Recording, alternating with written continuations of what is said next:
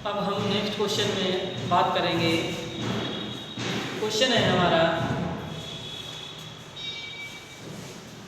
Question number first है, इसमें पद और दिए हैं बारंबार। पद और बारंबार, पद यानी number of terms, number of terms, बारंबार का फ्रीक्वेंसी,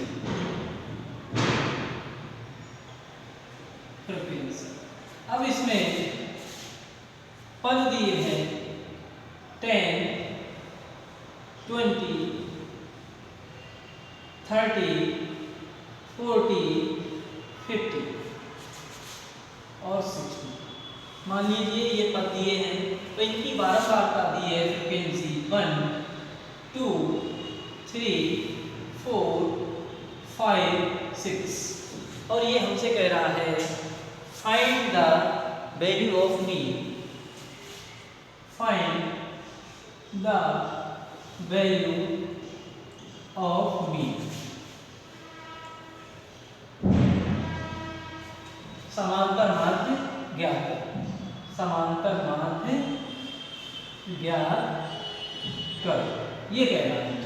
अब हम क्या करेंगे बेटा, इस बड़ी लाइन को खड़ी लाइन में बना लेंगे, टेबल बना लेंगे इसकी फ्रीक्वेंसी यानी पद, यह पद बारंबारता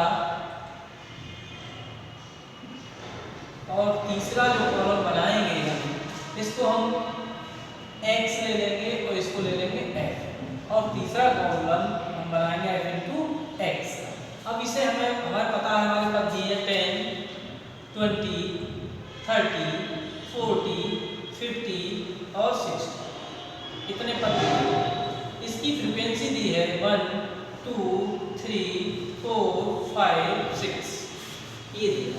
अब इसमें देखो f इंटू एक्स हमने नया कॉलम बनाया है, तो f की और x की मल्टीप्लाई, इनकी मल्टीप्लाई कर देंगे आपस में, ठीक है। तो 10 बन जा 10, 2 2 जा 4, 3 3 जा 6, 4 4 जा 8, 5 5 जा 10, 6 6 जा 36।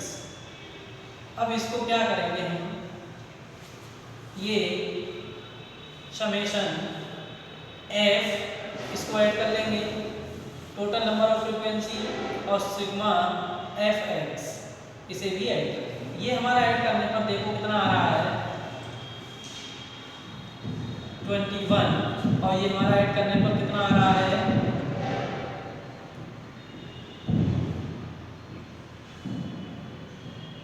'कितना, ठीक है। अब माध्य का फॉर्मूला लगाएंगे, मीन इक्वल्स टू मीन, इसको हम x बार लिखते हैं, इसको हम fi भी लिख सकते हैं, fi और xi, नहीं भी लिखेंगे तो कोई दिक्कत नहीं है, ठीक है। तो fi और xi, इसके लिए formula sigma fi xi upon fi, ठीक है। इसकी वैल्यू रख दो 650 अपॉन 21, इससे इसको डिवाइड कर देंगे, डिवाइड करने पर हमारा जो आंसर आएगा वही इसका माध्य हो जाएगा, ठीक है। अब मान लो बात कीजिए क्वेश्चन इस टाइप के दूसरे क्वेश्चन की बात करता, इसमें वर्ग अंतराल के हिसाब से ये पद दिए होते और बारंबारता दी होती और हमसे कहता कि इसका समांतर माध्य ज्ञात करो, तो हम उसका कैसे निकालते वो देख लीजिए। मान लीजिए क्वेश्चन हमारा दिया है number of students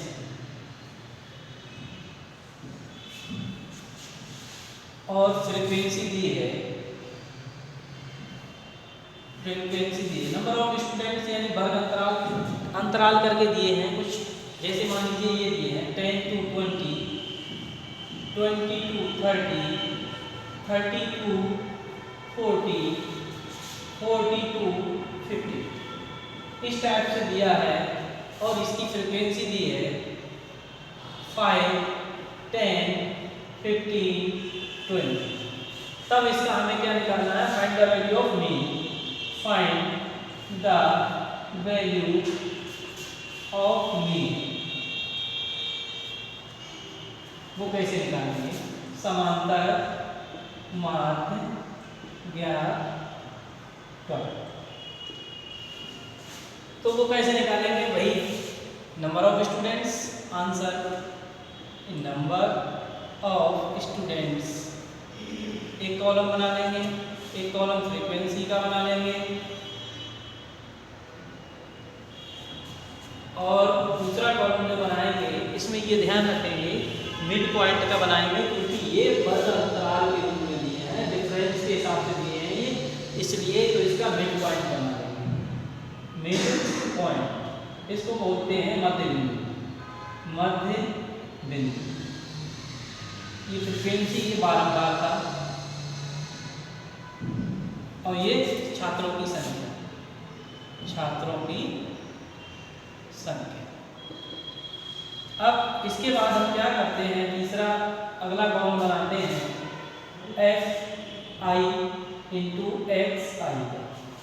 number of students 10 to 20, 20 to 30, 30 to 40, 40 to 50, ये दिया। इसकी बारंबारता फ्रिक्वेंसी गिवन है 5, 10, 15, 20। अब इसका मिड पॉइंट कैसे निकालते हैं ये देख लीजिए।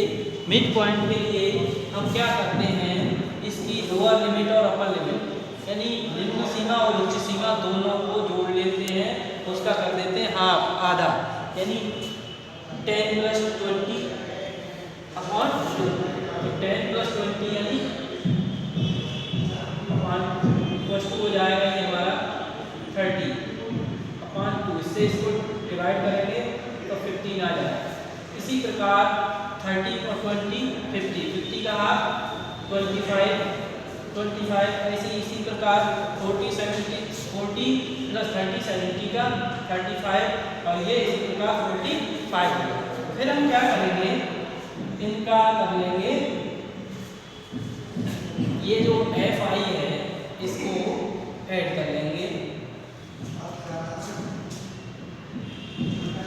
ये इसका सम आ जाएगा 40 योग करने पर, और एफ आई एक्स आई की मल्टीप्लाई, एफ आई ये है और एक्स आई हमारा ये 15 पंजे 75, 25 धाम 250, 35 15 गुणा करेंगे,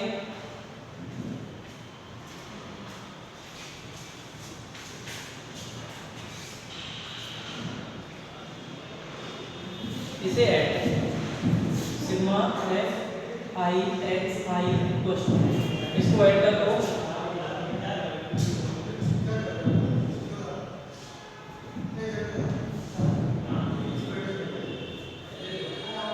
इतना। अब इसका हम क्या निकालेंगे, मीन, समांतर माध्य एक्स बार इक्वल टू